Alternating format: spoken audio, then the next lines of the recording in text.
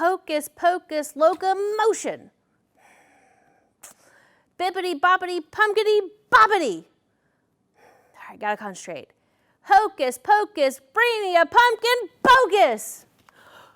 Yes, it worked. You guys, look, I made a pumpkin. Isn't this so fun? Welcome to Storytime at the Tennessee State Museum with Miss Morgan. I'm so happy to see you this week. We are on our third week in October here, and we are up next. We have another Halloween book, and I'm really excited because it's my favorite Halloween book. I'm so excited to read it to you today. It's going to be Room on the Broom. But before we get started, let's take a look at our activities. First, we have to go sing our welcome song. Are you ready? Say ziggity zaggity, let's go! Are you guys ready to sing our good morning song? So before we get started, let's practice and warm up those talking hands. So remember, our signs are happy and good morning. So let's practice one more time. So happy, take your hands like you're fanning yourself, say happy. And good morning, take the fingers to your chin and say good morning. Great job, you guys are doing such a wonderful job. Good job. All right, so remember, we're gonna sing it twice. So you ready? Good morning to you, and how do you do? I'm happy to see you. Good morning to you. Oh, great job. Ready again? Say, good morning to you, and how do you do? I'm happy to see you. Good morning to you. Oh, great job. Good, good, good, good. Are you guys ready? It's now time for story time. Let's go. Great job, you guys. Give yourself a round of applause, pat on the back. You're doing wonderful. I'm very proud of your singing abilities. So let's take off our song. All right. It's now time for story time. Let's get started.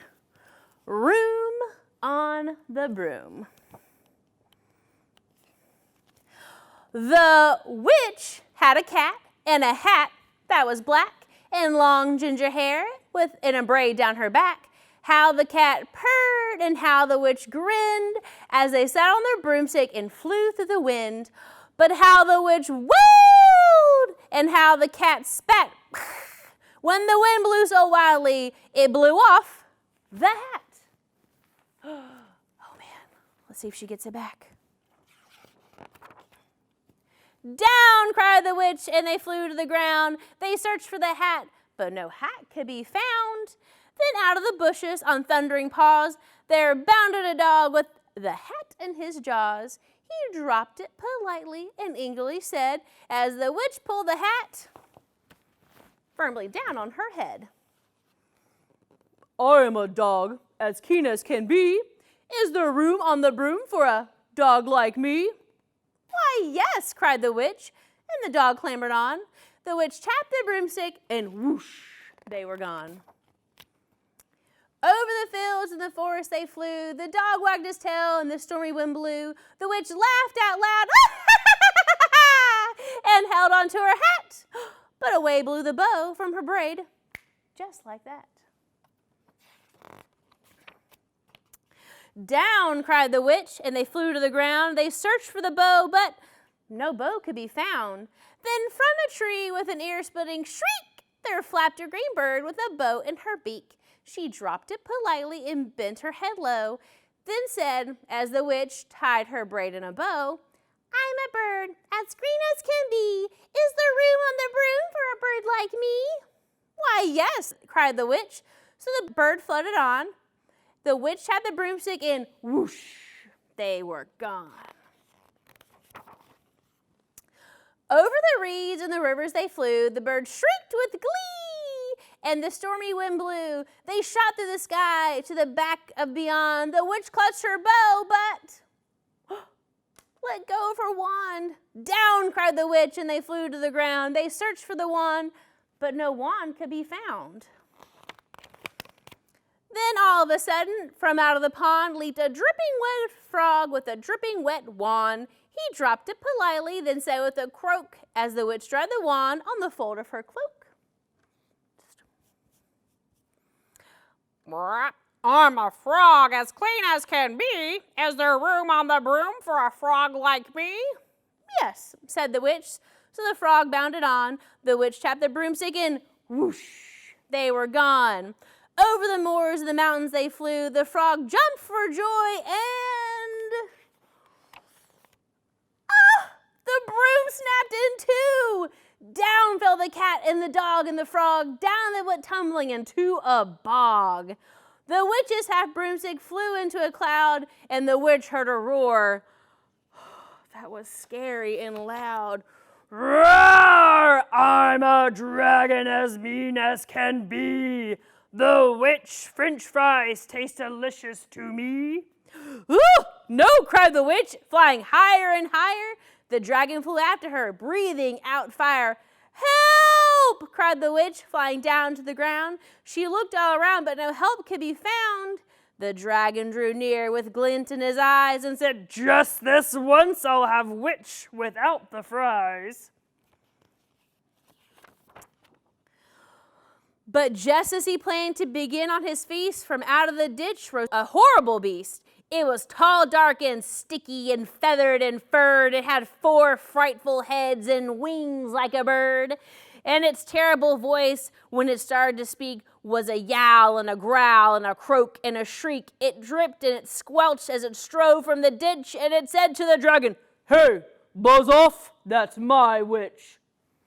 oh my goodness, guys. The dragon drew back and he started to shake. I'm sorry, he sputtered. I've made a mistake. It's nice to have met you, but now I must fly. And he spread his wings and off through the sky. Then down flew the bird and down jumped the frog. Down climbed the cat. Whew, said the dog. Oh, thank you, oh, thank you, oh, thank you, the grateful witch cried. Without you, I'd be in that dragon's inside. Then she filled up her cauldron and said with a grin, Find something, everyone. Throw something in. So the frog found a lily, the cat found a cone, the bird found a twig, and the dog found a bone.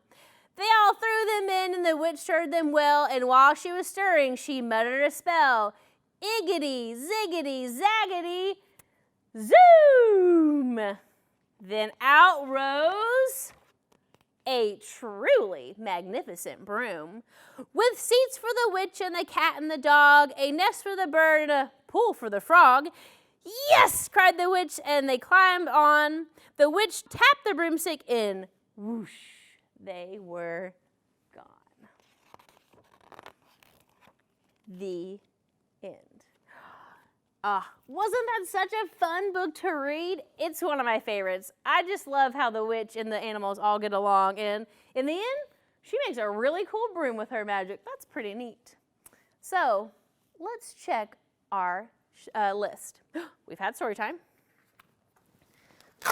Oh, you guys know what time it is. It's time for our activity. So, this week, my friends, we are not doing art and we're not cooking. We're going to do some science. So for this science, you will need baking soda, vinegar, a little dish soap, and if you have food coloring, grab that as well. So what you're going to do is you're going to put your baking soda in a cup. So I'm calling this our witch's brew. And then in another cup, you're going to add your food coloring, your dish soap, and your vinegar. All right. Are we ready? Everyone's get ready. We're going to say ziggity, zaggity, zoom. 1, 2, 3. Ziggity, zaggity, zoom. Whoa, look at that witch's brew. How fun is that? And if the bubbles start to fade a little, just stick a fork in and kind of stir up that baking soda. Yeah, look at that. More bubbles. How cool is that? And another fun thing you can do is if you get a small plate, you can put some baking soda on there, and you can also drop it on there and watch. It looks like green foam. It's pretty cool. This is one of my favorite science experiments to do. Look at that foam. That's so cool. Kind of looks like, I don't know, monster boogers maybe? I don't know. I hope you guys had so much fun doing the science. I know I did. I can't wait to do it again. I hope you guys have fun doing it at home. And you know what? We'll see you back here at Storytime with Miss Morgan next week. Oh my goodness. You guys, Miss Emily just reminded me. I was so excited about science. Do you know we forgot? Our artifact. Ugh, how silly of me. What a forgetful witch. Our artifact this week is just as cool as our science. And it's actually something that I'm wearing. But not the actual artifact, because our curator would not be very happy if I just took an artifact out of our collection. But do you see this hat I'm wearing? This is a witch's hat. And they've been around for a really long time. It's kind of a popular thing to wear if you're going to dress up as a witch. You got to have a big black pointy hat or maybe a green pointy hat. And so in our collection here at the Tennessee State Museum, we have this. It's a witch's hat that came from a person here in Tennessee that they wore to a Halloween party once. That's pretty cool. I like this artifact. And you know what? If you would like to have a witch's hat, you could easily make one with paper and a paper plate, or you can go check one out maybe at the store. So I hope you guys have a wonderful weekend. And man, I'm so glad Miss Emily reminded us. I almost forgot about our artifact. Say, silly old Miss Morgan. All right, but this time we've done our artifact, and now I really must go because I got to go check out our museum. So if you guys are ready, I'm going to say bye now. You ready? Iggity, zaggity, zoobity, boop!